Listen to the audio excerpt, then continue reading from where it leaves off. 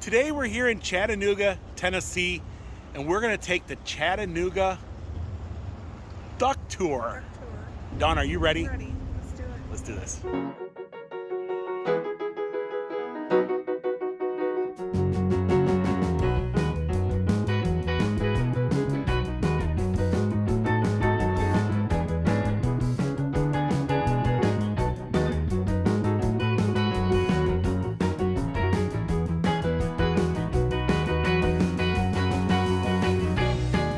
The beautiful Tennessee River is where we're going to start our journey today. We are here at the Chattanooga Ducks, and we parked over in this parking lot. It was only $6 for the whole day. I think that's reasonable for Chattanooga. And it's located right underneath this bridge.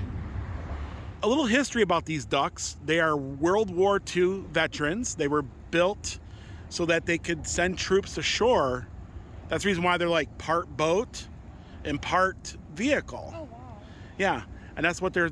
Now, we've attempted to ride ducks before, like in Boston and other cities, but they're usually sold out well in advance. But today, well, we secured 2 seats. It's gonna be exciting. Yeah. I think they call these amphibious vehicles, you know, because they're part boat, part car, right? Or part truck in this case. And first we have to check in at the Southern Belle riverboat. And then later on, I think we'll meet up over there and get on the ducks. The duck tour entrance. And it's got Donald Duck, right? He's got a cigar, and he don't look very happy, does he? No. His eyes are all bloodshot. What is he doing? Well, you know, yet again, these vehicles were built for war. Now they're built for fun. And Chattanooga is a cool city. It is. It is. It's a beautiful morning here in Chattanooga. We're going to be staying a night in the area. So we're going to be making a couple videos in the area. We're going to be going to the aquarium. That will be in tomorrow's video. Because we're staying the night, we're going to come down here later on and walk the river walk here. And we're going to have dinner and just kind of take in Chattanooga, you know. Maybe we'll have time to do some other things. Now, we've already done Rock City many of times, which is just over there on Lookout Mountain.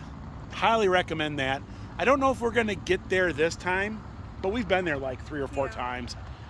But I think we'll be back during Christmas to show you Rock City. They also have Ruby Falls, just over that way too. And there's so much to do. You could spend a few days here. And it's a fun city. They got good restaurants. Do some bike riding. We didn't bring our bikes though. We get suggested to ride our bikes a lot here.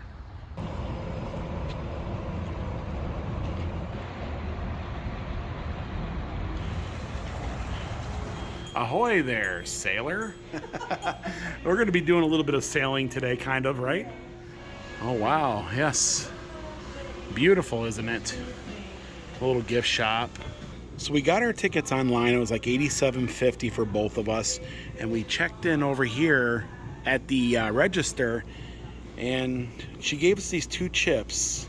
And that's what we need to get on the docks. And they also gave us 2 complimentary moon pies, right? Because we are in the city of where moon pie first originated. And she said the pumpkin spice. And they're pumpkin spice for...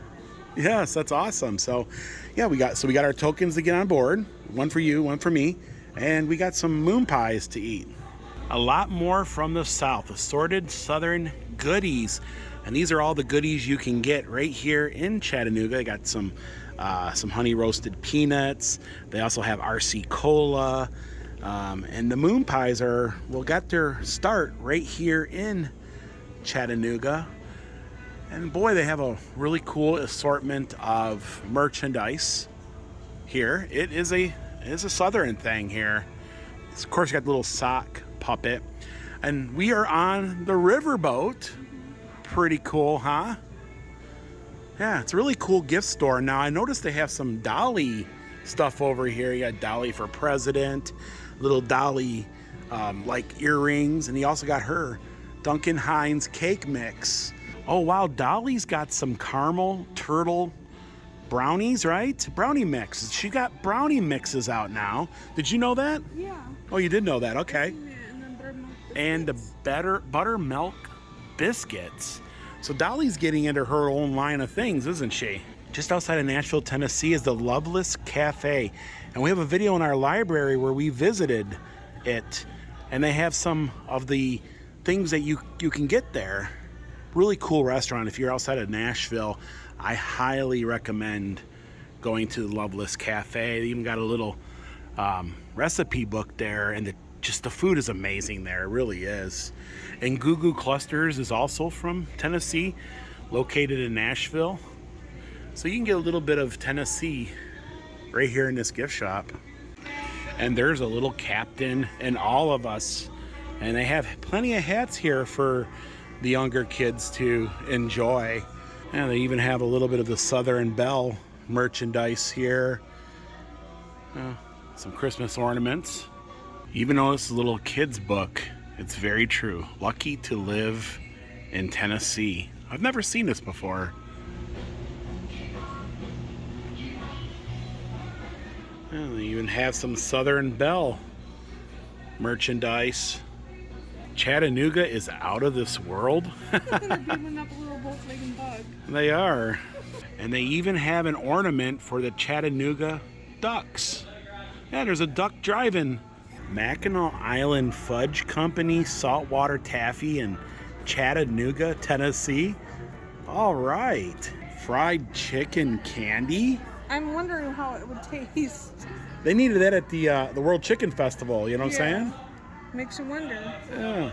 They have moon pie flavored beer. Yeah, Naked River Brewing Company. Pumpkin spice moon pies, right? Yeah. You gotta have a moon pie while you're in Chattanooga. I mean, that's just the thing, right? And there's no other better place to have it but right here on the Tennessee River. I'm gonna take a bite. Pumpkin spice moon pie. And there's the Southern Belle. Yeah, she's coming in. Coming in the dock.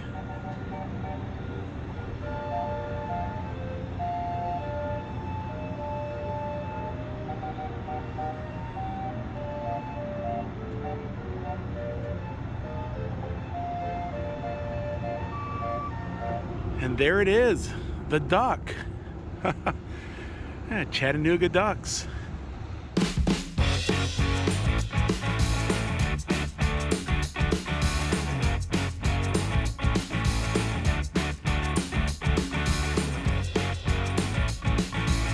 And this is the one we're going to be boarding today, Daffy Duck.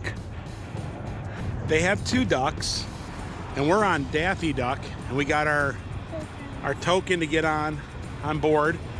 And yeah, you can see it's like part boat and part truck. Anything you see there, got the propeller, you know, to move it along the river.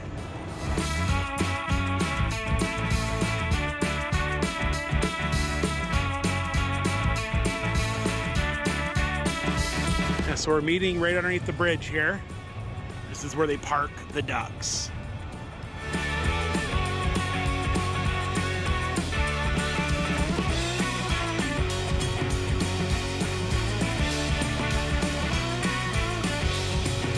It's even got that military smell, that canvas smell that you smell like on all the, you know, all the aircraft carriers. And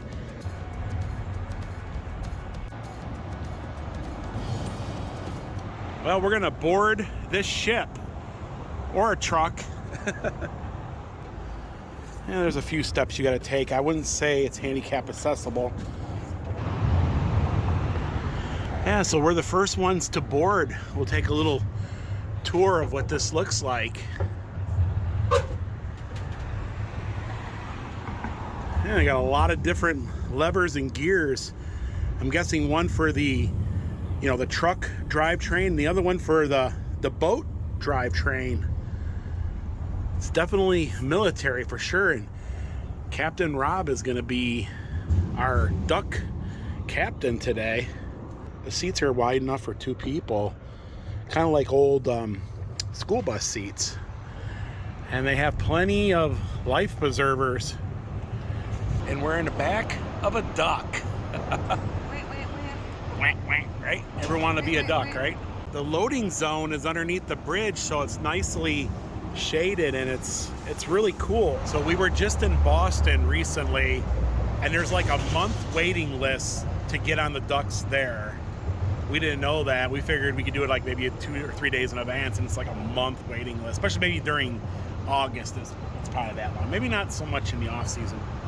But this is the first time ever riding a duck.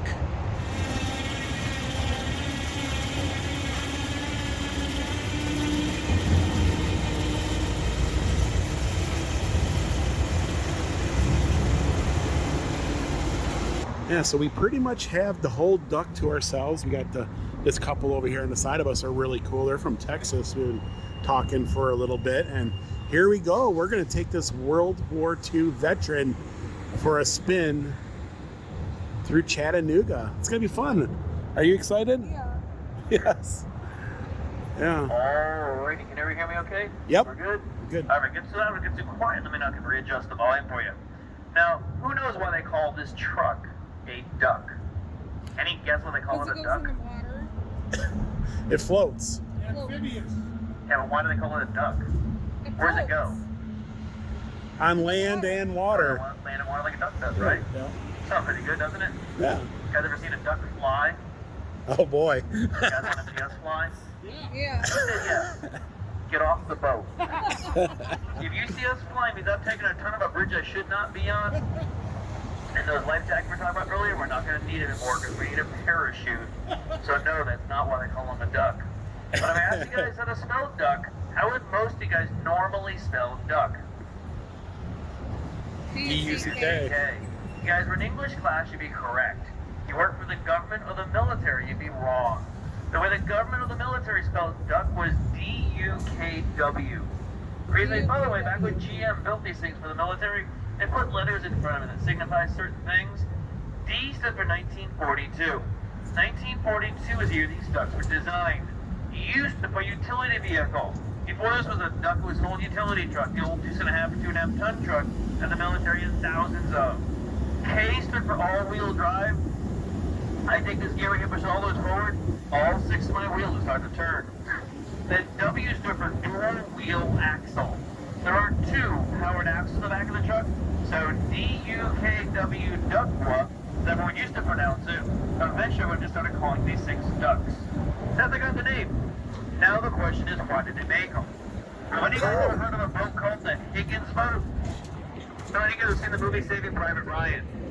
At the very beginning of that movie, Saving Private Ryan, there were a bunch of boats heading towards the shore. A little bit wider than this, a little bit longer than this boat. Had a big door on the front of them. As soon as the beach, that big door fell forward and all the guys came running out. Those were Higgins boats. And those boats are really good for getting lots of people and lots of supplies to the shore. The problem with those boats is they're heading towards shore. If they hit a sandbar, that's as far as they could go. They couldn't actually go up and over that sandbar. So they hit the sandbar, they drop their door, all the guys come running out. Problem. What usually happens after a sandbar? More water. More deep water, actually.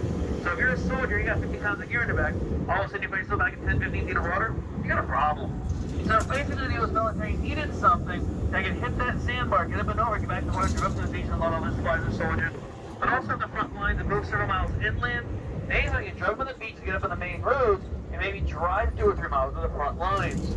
So basically they're looking for a boat that can go on land or a truck to go on the water. So the U.S. military looked around, they found this boat designer from California and said, hey, can you help us design a boat that can go on land? I said, I'll see what I can do. 28 days later, this is what they came up with. Instead of reinventing the wheel, what they basically did was they took that old 2.5, that 2.5 ton truck they had thousands of, they put a bottom on it, put more sides on it, put a propeller on, put a rudder on it, turned that truck into this boat. Now, they really weren't too sure how successful they're going to be with them. Only make about 200 of them. Sent around the country to the military bases to experiment with, play with.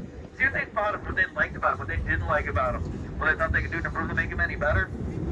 They didn't like anything about these things. They're extremely slow, bulky, cumbersome. No one really liked them. They like them so much, you don't want to scrap the program, get rid of them. In fact, they're getting rid of scrap the program until one day in Provincetown, Massachusetts, there was a Coast Guard patrolman that ran aground down a sandbar during a big northeaster. Huge Gulf into that boat ran aground. When that boat ran aground, there was another boat out to rescue him. Every time they said about rescue the guy, they close to that sandbar, they either had the fear when aground that sandbar themselves or capsized because it was so rough out. They thought they were going to lose the guys. Well, there happened to be one of his experimental ducks in the area. Like, hey, you guys need to rescue them, help them out? Alright, we'll see what we can do. They drove this thing down the road, got on the beach, drove down the beach, through the surf, probably 7/8 of the way to the beach, came out to that sandbar where the Coast Guard patrol boat was, pulled a boat alongside of them. He got in the Coast Guard boat, jumped on board the duck. They drove off the sandbar, re-engaged propeller, drove up the beach, rescued the guys in about 5 minutes. So what no other boat could do, these ducks did in about 5 minutes. After that, the U.S. military said, you know what? We have a whole bunch more of these things. So throughout World War II, ended up making about another 20,000 of these ducks and were extremely successful at World War II. First time they ever used these ducks during World War II is during the invasion of Sicily, and there was one on D-Day, and of course used them in the Pacific. So like I said, very successful at World War II. The other thing they could use these ducks for is once they're done unloading all their supplies of soldiers, they're almost the perfect width for stretchers. They can load up wounded soldiers this way, then double stack them this way, drive out to the beaches. Once they go to the beaches, then load in other boats. You can drive straight to the water, keep heading out to the main ships to guys get shaped as they could. Very successful in World War II. Here's what we just passed back there called the Tivoli Theater, also known as the Tivy or the Jewel of the South. The Tivoli Theater opened back in May of 1921. On opening day, the Tivoli Symphony played along with showing the movie Forbidden Fruit. Admission to the Tivoli Symphony and the movie, depending on where you sat in the theater, was anywhere between 15 and 55 cents back in 1921. Tivoli Theater was open for about 5 years when they became one of the first commercial buildings in the country to actually have air conditioning. Tivoli Theater was open about 35-40 years before they closed down. The last movie they showed in that theater before they closed it down was called Snow White and the Three Stooges. They closed about 2 years, they renovated that building and reopened it 2 years later to the beautiful building it is today. This building on to my right here is called the Reed House, the Reed Hotel, formerly known as the Crutchfield House, built just over 170 years ago, just before the Civil War. During the Civil War, the Crutchfield House was used by the Union Army as a hospital. Once the Civil War was over, the Crutchfield House went back to hotel. 2 years after the Civil War was over, the Crutchfield House burned to the ground. Sat for several years. Eventually, Dr. John Reed bought the property and built the Reed Hotel there. Over the years, the Reed House has a pretty major renovations to itself. The most recent renovation done about 2.5-3 years ago to the tune of almost $25 million. Bringing that building back to the Great Gatsby's roaring 20s, absolutely gorgeous inside there. And you guys been inside the Reed House? Now we get a chance to walk around that first floor. Beautiful photos walking around. Supposed one of the best steakhouses in Chattanooga. One of the most expensive steakhouses, but one of the best. When the contractors came in to renovate that building last time, they came and took all the doors off, all the rooms, just make it easy to get out of the rooms. When they got to room 311, they couldn't open the door. The key wouldn't work, the lock wouldn't work, nothing would work. They literally had to cut the door open with a saw. When they got into room 311, out of the entire hotel, there was only one room that had burst pipes in it. That was in room 311. They claim that room 311 is haunted by the ghost of a lady named Annalisa that was murdered in that room.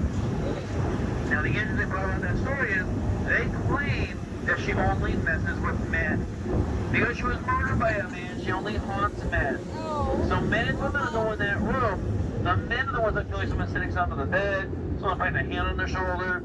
I've seen videos of people spend the night in that room. They say they went to bed with all the windows shut. They wake up a couple hours later, several of the windows been open.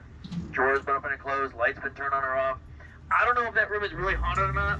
They used to do free tours of the room, like check it out for yourself. They are now renting that room out for those who are gutsy enough to want to spend the night in the room. Now, how much do you think they want to charge you to spend one night in that room? 1,000. Any guesses? Free. Only $666 a night. Only. Yeah. One, that's way too much money for a hotel, but two, I definitely don't like that number. So I don't believe they rent their room a whole lot right now, but if you do like ghost stories, go to the front desk and ask if anyone's staying in room 311. If no one is in room 311, I believe they're still doing those free tours. If you like ghost stories, check it out. Now, how much do you think they want to charge you if you want to spend Halloween night there? $1,000. And they're booked at least 2 to 3 years in advance for Halloween. Crazy. But like I said, if you like ghost stories, check it out. Alright, guys, ready to get in the water? Yeah. Yeah. Ready to get wet? Yeah. Good, because you're on the wet side of the boat. So, what I'm going to do, guys, I'm going to take my foot off the brake. We'll start cruising on the ramp. With the water hitting a brick wall, in the water, we will sit down fairly quickly. No one's probably here worry about hitting themselves up here. You do have purses, camera bags, water bottles, souvenirs, own bags of food. Hold on to this and make sure you're sliding off your seat all the way up to me. You three in the very last row, hang on, because you're sitting in the fun seat. When I hit the water, the back of this boat sometimes bounces funny.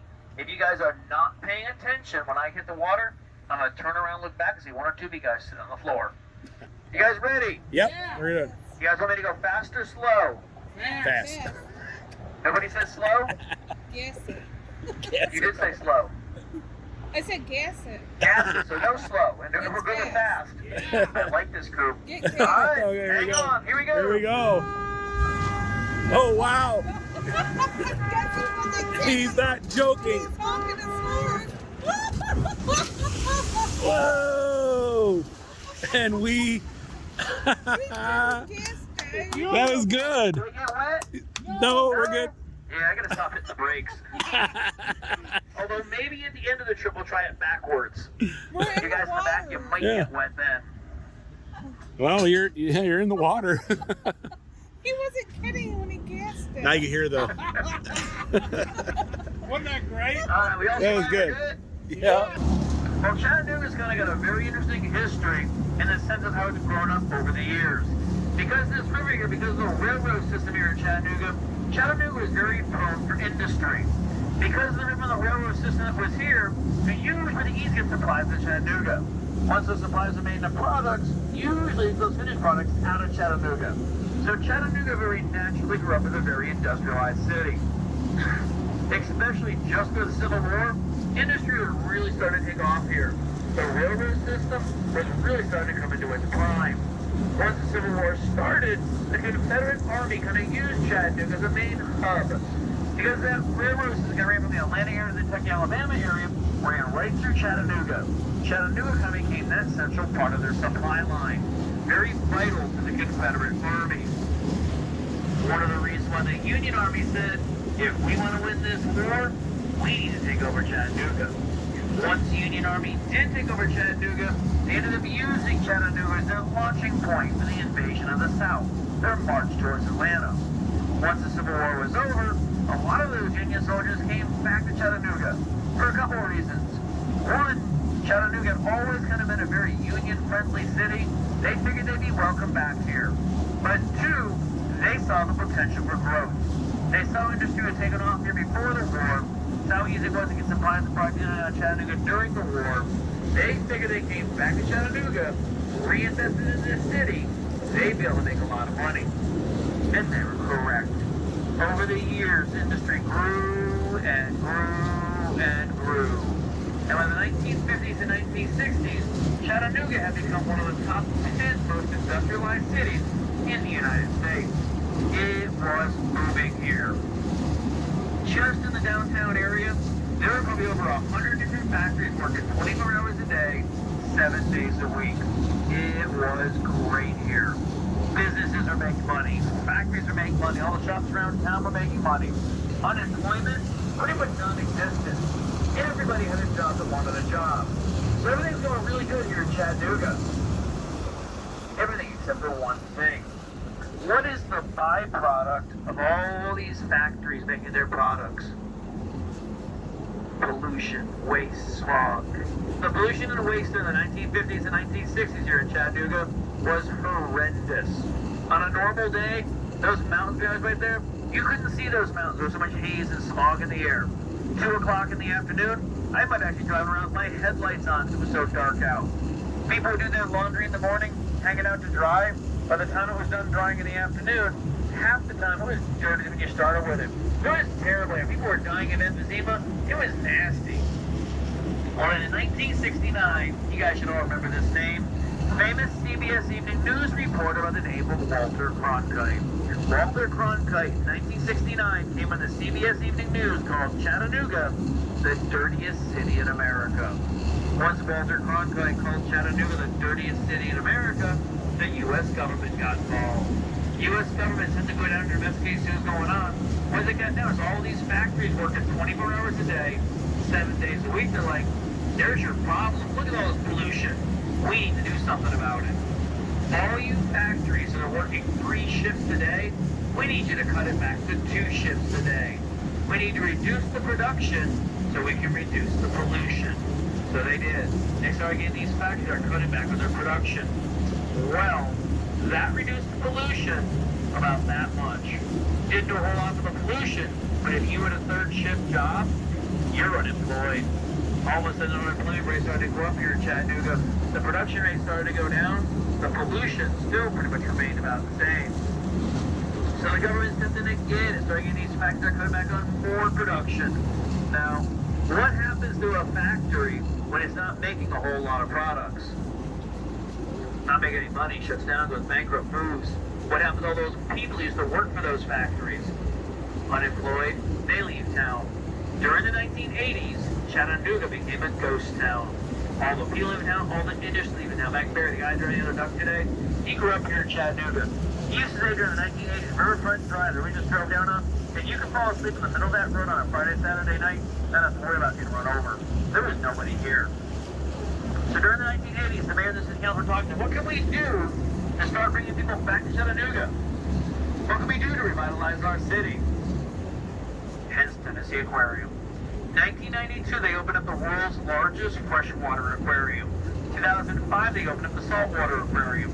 And the aquarium did exactly what they needed to do. It started bringing people back to Chattanooga. It started revitalizing our city. In fact, I actually volunteered for the Tennessee Aquarium as one of their scuba divers. Guys ever do what's at the aquarium, sitting there scrubbing the reef, waving at you, feeding the fish, playing with the sharks? Might be me. But one of the videos I had to watch, become a volunteer, showed a clip from the TV show from the game show Jeopardy! On that game show, one of the questions was, where's the world's largest freshwater aquarium? Answer, Chattanooga, Tennessee. So we must have finally made it on the map because we've been on Jeopardy! So the aquarium did what they needed to do. Chattanooga started to come back to life. Well, welcome to the Tennessee River. The Tennessee River is 652 miles long. Starts all the way up in Knoxville, Tennessee, ends in Paducah, Kentucky, where it joins the Ohio River, eventually joins the Mississippi River, and eventually works its way all the way down to New Orleans and out to the Gulf of Mexico. Now, if you look at the Tennessee River on a map, it looks like a big horseshoe. You start zooming in on Tennessee River, looking at it closely, you'll notice this river twists and turns and winds. And so winds all these mountain ranges. One of the things that makes this river such a beautiful river is the same thing as the river, such a treacherous or dangerous river. The Whitewater Rapids that used to be on this river, the dams on the river's obviously a whole lot lower, extremely dangerous. This river actually flows in every direction of the compass. North, south, east, and west.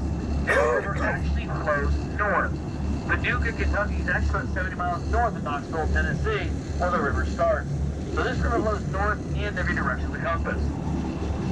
About 11 miles downriver is the Tennessee Valley Gorge. Absolutely beautiful down there.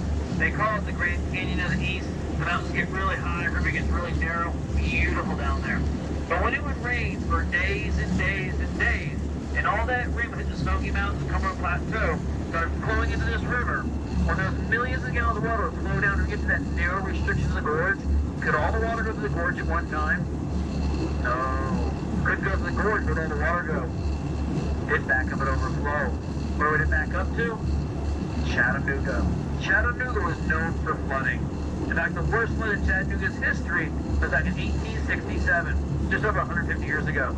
That flood was so bad here in Chattanooga, they have estimated if the Tennessee Aquarium had been sitting there during that flood, they believe the floodwaters would have reached about 10 to 15 feet below from where the glass starts on the aquarium. Well, from the bridge in front of me to the bridge behind me, this whole riverfront right here is called Ross's Landing. And it's named Ross's Landing in honor of Chief John Ross, the Cherokee Indian. Now, John Ross was born here, but his family had been here for several generations. Because his family had been here for several generations, they become very good friends with the Cherokee Indians. In fact, the Cherokee Indians and the Ross family were great friends.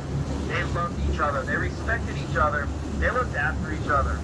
Once John Ross had grown up, the Cherokee Indians started realizing there's a lot more white men moving to the area here. They started to realize they needed someone that understood the ways of the white man, also the ways of the Cherokee Indians. As these two nations were beginning to merge, they needed someone that understood both cultures. So the Cherokee Indians asked John Ross, if we elect you chief, will you accept it? John Ross said he would. So the Cherokee Indians elected John Ross their principal chief. Now the interesting part about that story is John Ross was only 1/8 Cherokee, but 7/8 Scottish. So basically the Cherokee Indians elected a Scotsman to be their principal chief. Now, my last name is MacDonald, so I'm very Scottish, so personally I think they made a great choice. And unfortunately, they made a very good choice. Because right around the time they elected him chief, they discovered gold in the Tennessee Valley, the Georgia area. Once they discovered gold here, what do you think they wanted to do with all the Indians? Get rid of them, get them out of here.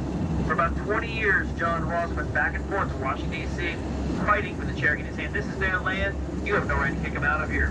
In 1830, Congress passed the Indian Removal Act to officially remove the Cherokee Indians from the area here. Again, John Ross continued to fight for them.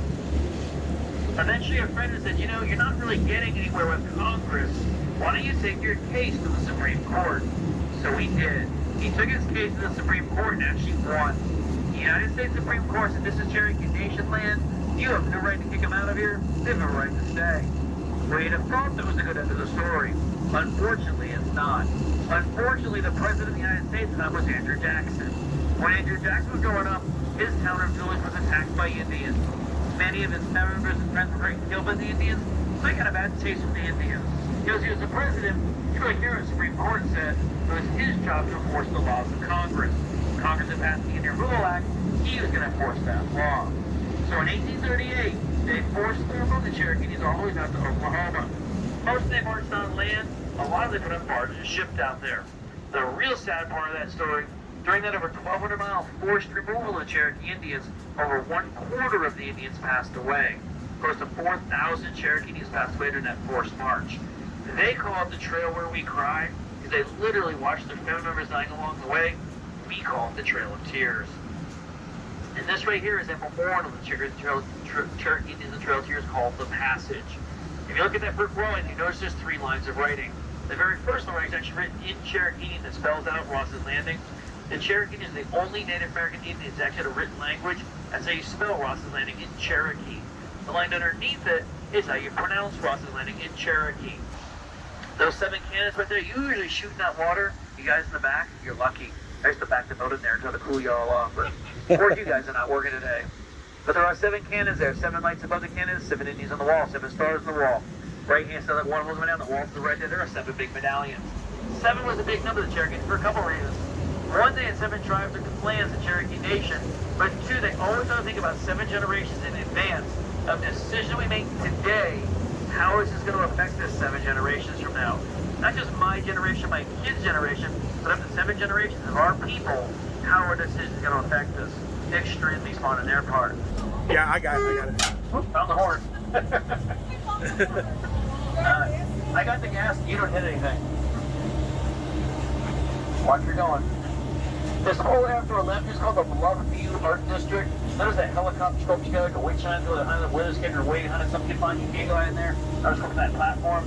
Behind that helicopter sculpture, there's trees back there. There's an actual sculpture garden. You can walk around it, get nice and close to the sculpture. Really good sculpture garden is for. That sculpture garden is free to the public. It does close right around sunset, reopens at sunrise, but a really good old sculpture garden is for up there. Notice any cars parked up there? Parking in the Bluffview Art District is always free. You guys have been here in Chattanooga for at least a couple of days. You're probably going to realize we love to charge for parking here in Chattanooga. Always park for free in the Bluffview Art District, though. Word of advice, though, Sundays, holidays, and after 6 o'clock on the streets everywhere in Chattanooga, free parking. So after 6 o'clock tonight, you go to dinner, find street parking, save yourself some money. You're still here on Sunday, find street parking all day, save yourself some money. Yeah, straight ahead. I'm sure you're fully parked out, you got enough of your money as it is. The McClellan home, along with the building on the left, is the third one behind it. Now called the Bluffview Inn. Beautiful bed and breakfast. Expensive bed and breakfast, but a beautiful romantic bed and breakfast for up there. You guys do get up in the Fluffy Art District. Highly recommend you stick your head in the door, look around a bit. Maybe I'll show you one of the rooms got one available. There's a beautiful bed and breakfast floor up there. A couple of good restaurants in the Fluffy Art District. And you guys like Italian food? Great Italian restaurant. The Tony's Pasta Italian restaurant, one of my favorites. Great food, great service, great wine selection. In my 7-8 years living here in Chattanooga, I have only heard one complaint about Tony's. Show up after 5 o'clock on a Friday, Saturday night, and I'm waiting. That's how good of a restaurant is, and they do not take reservations. When I go to Tony's, get there early. We're planning on having a couple glasses of wine to wait for your table. Good job. Okay. How deep is the water? We are probably right now at about 21, 22 feet of water. The middle of the channel, maybe 30 feet of water. The average depth of the river is about 35 feet. The deepest part of the river about 165 feet in the gorge. When I actually dug it out for the, to be able to, I don't know why they dug it out. What kind of barges come down the river? All different, mostly scrap metal, grains, gravel, rocks, coal. Coal's one of them, and they do have, those barges over there are chemical barges. I'm not sure what kind of chemical they got in that plant there. But most of it's scrap metal, grains, gravel, rocks. Its official name is actually called a Baskel Bridge or a double leaf Baskel Bridge. Because those two big cinder block weights in that bridge there, it is so perfectly balanced, it basically takes about a 50 horsepower motor to open and close. Pretty impressive for a bridge that was built back in 1917, open and close with a 50 horsepower motor. I think it's pretty impressive.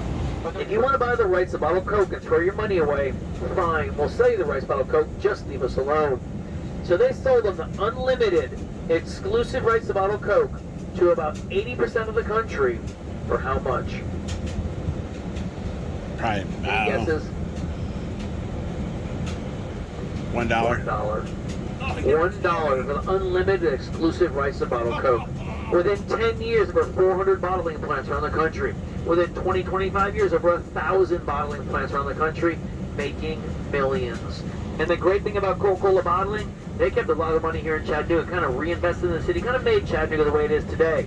Tennessee Aquarium, 50% of the money in Tennessee Aquarium is Coca-Cola bottling money. So we thank Coca-Cola every day for making the biggest mistake of their lives in selling the rights to bottle Coke. Rumor has it, they never even collected the $1. So Coca-Cola's biggest mistake became Chattanooga's biggest reward. Today, they only make one thing. What is it?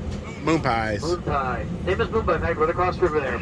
Only place in the world that they make moon pies is right here in Chattanooga where they invented them. Now the big question is, how many moon pies do you think they make every single day over that factory? Not every week, every day. Take a wild guess. Huh? I said a wild guess. Keep going. 100,000. 200,000? Keep going. $1 million. 1 million. A day? 1 million moon pies every single day. Oh, wow. That's a lot of moon pies, isn't it? A million moon pies every single day. Let me go worldwide and ship Now, them all over. yeah. Now, granted, they do make the moon pie minis like the bite size that they gave you guys. Beat a million of those. That's a lot of moon pies. Especially for the fact I'm originally from Connecticut. When I was growing up in Connecticut, I never heard of a moon pie. We these things called whoopie pies. So moon pies are more of a southern Midwest thing. That means a million moon pies are beaten every single day by all you southerners down here. Now, I know you guys like your sweet tea, but that's crazy. Now, during World War II, when all the guys were overseas fighting, who was back here in the United States building everything? The ladies, the women, Rosie the Riveter. Remember Rosie the Riveter? All of the ducks that we have here at Chattanooga Ducks are actually original ducks. None of these things are reproductions. So all of our boats were built over 80 years ago, built by women, still running strong. Woo! Go girls! Now they are a little high maintenance, but they are still running strong. Just have to make sure you treat them right and take care of them, right? Alright, you guys want to see how fast we can go? Yeah. Alright, hold on tight. When that turbo kicks in, you're not falling over on me. Here you go, hold on.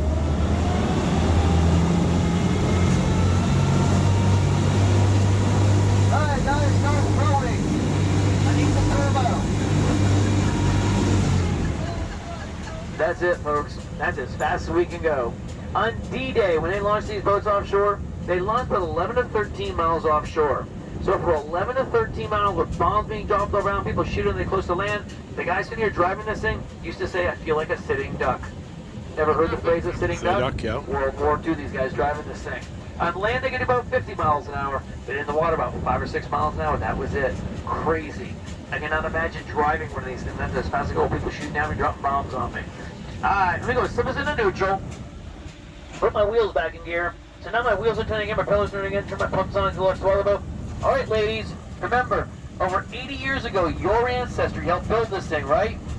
If I make trouble getting that ramp there, ladies, you want to stand behind and work it out and push? No. You're supposed to tell me it works that good, but I'm going to need them to get that ramp there. You don't need them. Oh, I got faith in your work, girls. Here we go.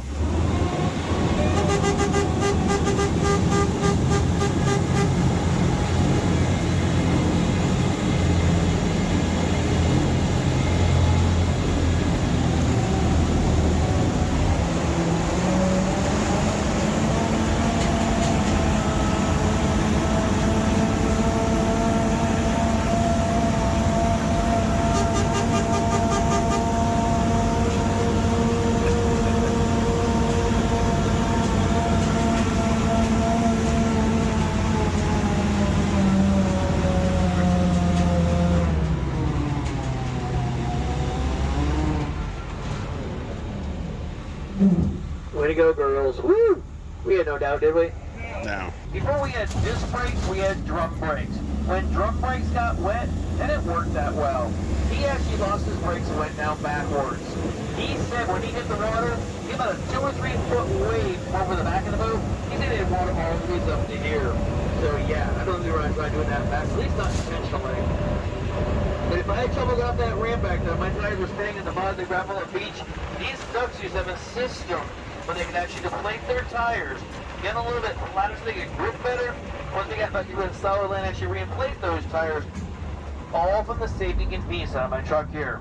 So I was coming to beat people were shooting at me.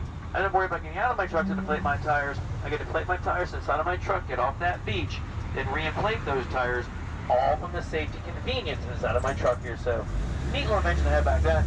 All right, guys, have a good time today. Yeah. All right, guys, again, thank you so much for coming out today. I'm glad you had a good time. Hope you guys all enjoy the rest of your stay here in Chattanooga. This will be stay back there until I come to a complete stop up here. I'll come back there and drop the ladder for you. Well, that was a lot of fun. I highly recommend it. You get a little bit of everything, a little history of downtown and a little bit of Chattanooga itself. That was a lot of fun. I learned a lot about Chattanooga I had no clue about. Yes. I didn't get to drive the boat. You got to drive Pretty cool. the duck. Dawn loves ducks, and she got to drive a duck. And are veterans of World War II. A lot of history. They were built by women. You know, Rosie the Riveter. It was fun. Yeah. I mean, you can't go wrong. It was like $80, and then we did a $20 tip. It all worked out great. And the cool thing is we had them to ourselves today, and just another couple from Texas. They were real cool. We talked quite a bit before, and then the couple from Texas have been on the ones in Wisconsin Dells. They also been the ones in Branson, but he said the ones in Branson are not World War II ones. They're newer versions of them, but a lot of fun. Highly recommend. If you're in Chattanooga, take the ducks, and there's a lot here to do. But folks, that's going to do it for today. For this video, we're actually going to head over to the aquarium. They'll be in tomorrow's video. If you guys like this vlog, also if you haven't, please subscribe so you don't miss these upcoming road trip adventures. And until next time, Thanks for watching. bye everyone. What'd you think, Dawn? What was your favorite part? Driving it. You got to drive the, yeah, that was Yeah. crazy. He offered it to everybody, me, Yeah. but I was filming Dawn. Dawn was having too much fun. I think you got an extended Yeah. drive too. You did.